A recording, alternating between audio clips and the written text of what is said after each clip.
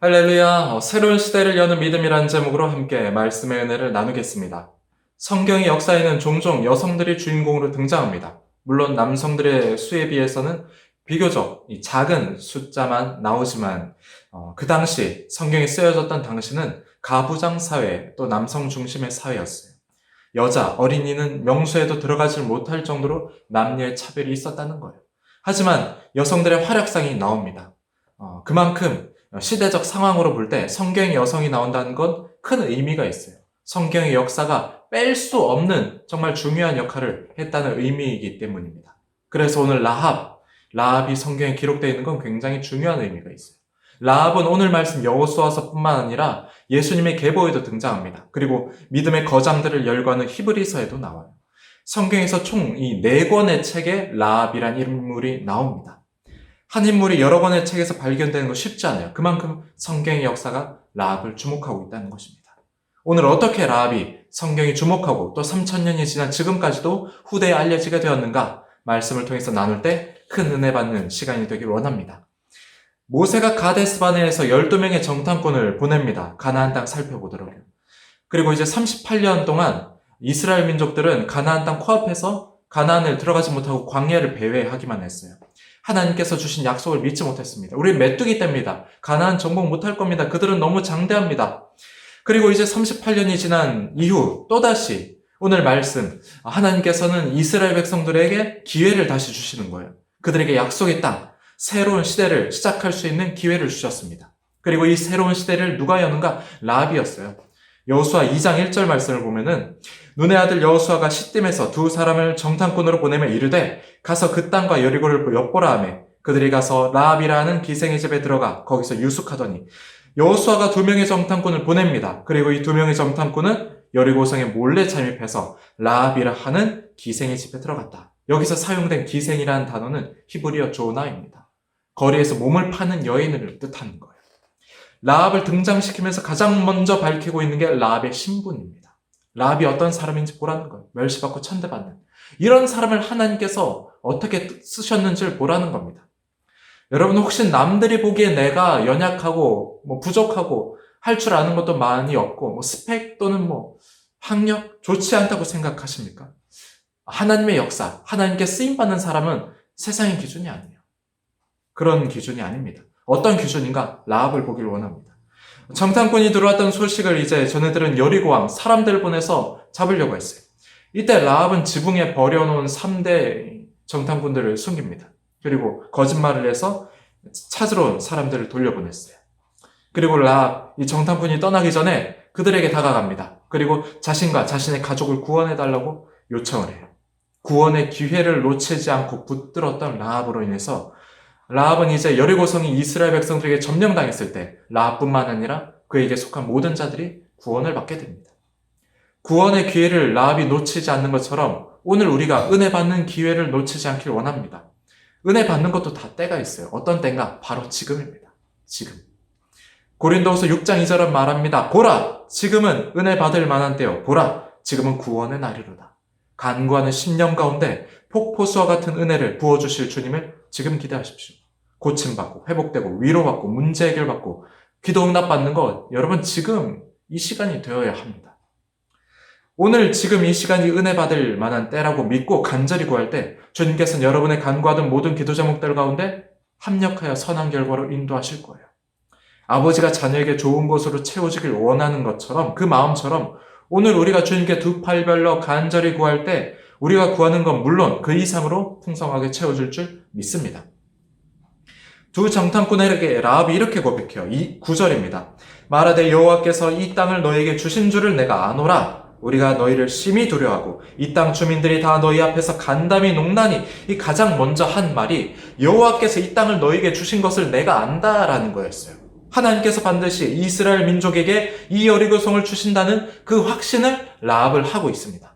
어떻게 이 확신을 하고 있느냐 보니까 10절 말씀을 보면은 여호와께서 너희 앞에서 홍해 물을 마르게 하신 일을 내가 안다. 그리고 요단 저편에서 아모리 사람 두 왕 시온과 옥에게 행한 일을 그들을 전멸시킨 것을 내가 들었다. 우리가 다 들었다. 놀라운 고백입니다. 놀라운 고백. 이방 여인의 입에서 하나님을 고백하고 있는 거예요. 단 한 번도 라합은 하나님의 음성을 들은 적이 없습니다. 하나님의 놀라운 기적을 눈으로 본 적이 없단 말이에요. 이스라엘 백성들은 어땠습니까? 정반대였잖아요. 놀라운 기적들을 눈앞에서 바라봤는데 홍해바다 갈라지고 뭐 그런 놀라운 일들, 만나 매출하기. 하지만 가나안 땅 앞에서 우리 못 이깁니다.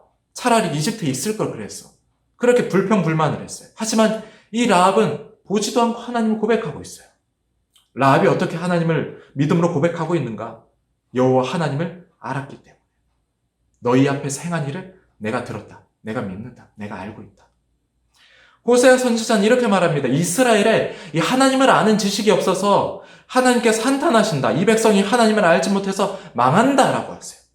그래서 하나님의 심판을 돌이키기 위해서는 힘써 여호와를 알라라고 말합니다. 여러분 하나님을 알고 계십니까?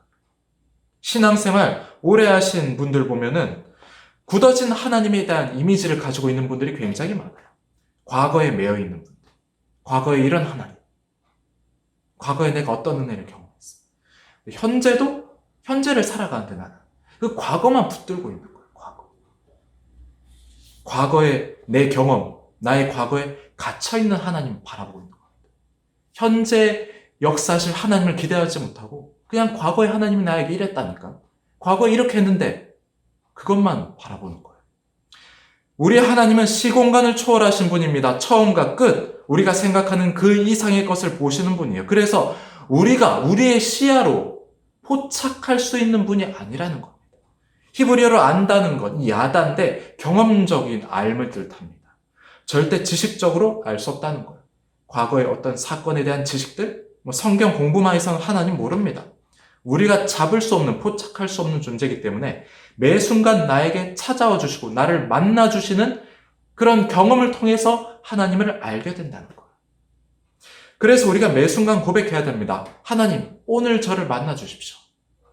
한번 성령 체험하고 하나님 만났다고 하나님 다 아는 것처럼 그렇게 자랑하는 것이 아니라 겸손한 마음으로.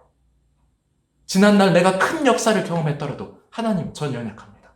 오늘 하나님께서 저를 만나 주시지 않으면 저의 인생은 연약합니다. 그 고백을 우리가 할 수 있어야 돼요. 내 안에 갇혀진 하나님, 내 지식에 갇힌 하나님, 나의 과거에 갇힌 하나님은 오늘 내 삶에 역사하지 않습니다. 오늘 내가 하나님 만나고 오늘 나를 만나주시는 하나님을 통해서 내 삶에 그분께서 역사하시는 거예요. 하나님을 제대로 알았던 라합은 결국 여리고성에서 구원을 받습니다. 히브리서 11장 31절 믿음으로 기생 라합은 정탐꾼을 평안히 영접하였으므로 순종하지 아니한 자와 함께 멸망하지 아니하였도다.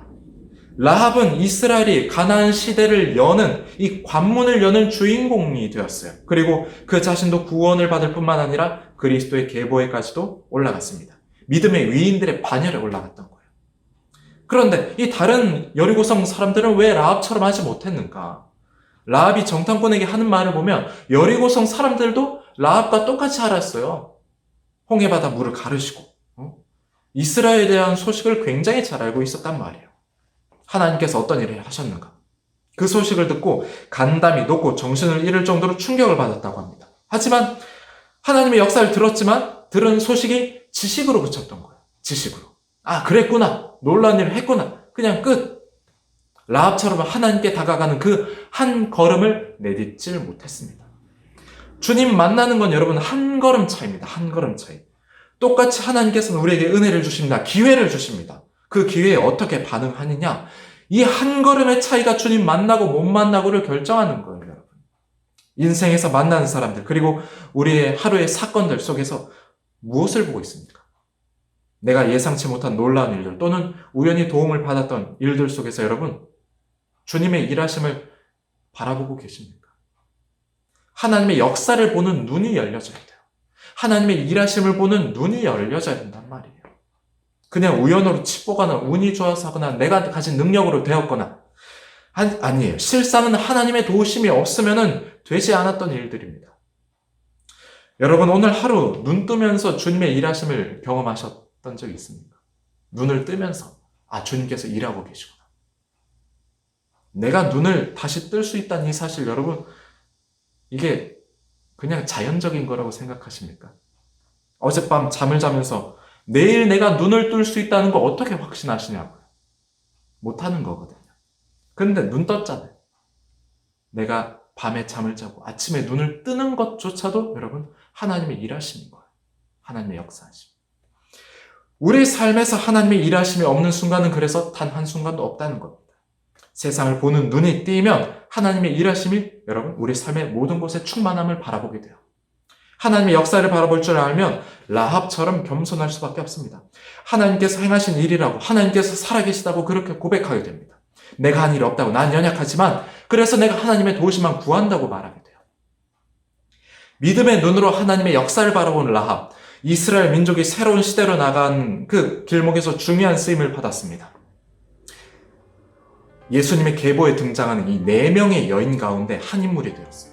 세상의 기준으로 볼 때 라합은 굉장히 연약한 사람입니다. 자격 없는 사람. 하지만 하나님께서 보시기에는 충분한 자격이 되었던 거예요. 쓰임받기에 충분했던 겁니다. 기회를 놓치지 않은 간절함과 결단, 그리고 주님을 더 알길 원하는 그 믿음의 고백을 하나님께서 보셨던 거예요.